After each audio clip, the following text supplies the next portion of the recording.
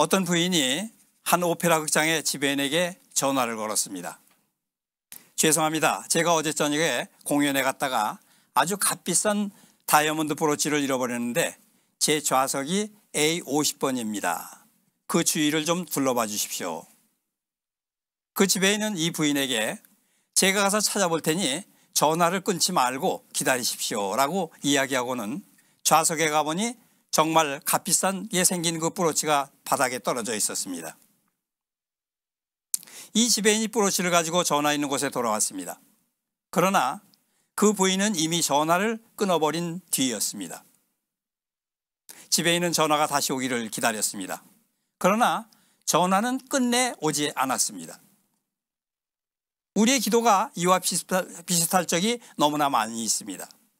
주님께서 기다리라고 말씀하시면 끝까지 기다려야 하는데 인내하지 못하고 전화를 끊듯이 기도를 끊어버리는 경우가 너무나 많습니다. 그러나 우리는 인내하고 기다려야만 하는 것입니다.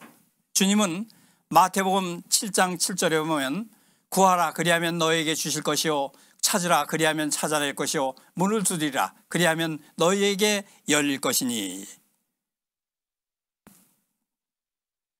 기도의 응답이 지체되는 데는 그만한 이유가 있다는 것입니다.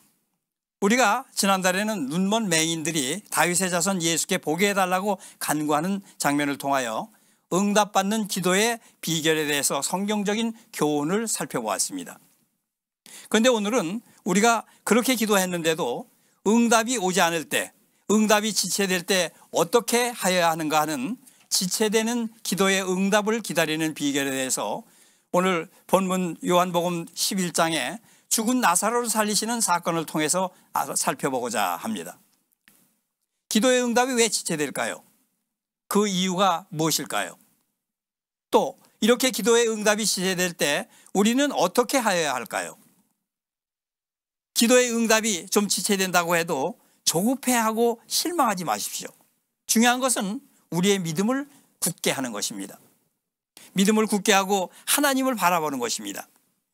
영광의 하나님을, 사랑의 하나님을, 신실하신 하나님을 바라보며 인내를 가지고 기도해야 한다는 말씀입니다. 이렇게 했을 때 그분은 더 좋은 곳으로 채워주시기를 기뻐하시는 분이십니다.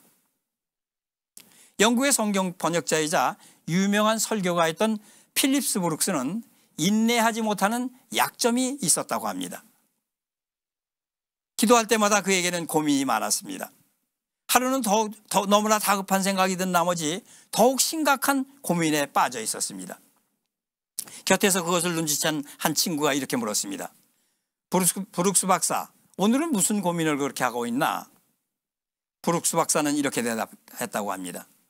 오늘 내가 당면한 문제도 고민이지만은 그보다 더 큰 고민은 나는 급한데 하나님은 도무지 급하지 않으시다는 것일세. 이런 상황이 여러분에게도 있지는 않습니까? 우리는 급한데 하나님은 모른 채 하시는 것 같지 않습니까? 그래서 종종 견딜 수 없어 하나님은 안 계신가 보다고 자신의 믿음을 의심해 본 적은 없습니까? 성경은 욥의 인내를 배우라고 말씀합니다. 그리고 기도의 응답이 지체될 때 하나님의 영광을 바라보라. 주님의 사랑을 확신하라. 믿음을 더욱 굳게 하라고 말씀합니다. 하나님의 영광을 바라보십시오. 주님의 사랑을 확신하십시오. 믿음을 더욱 굳게 하시기를 주님의 이름으로 축원합니다.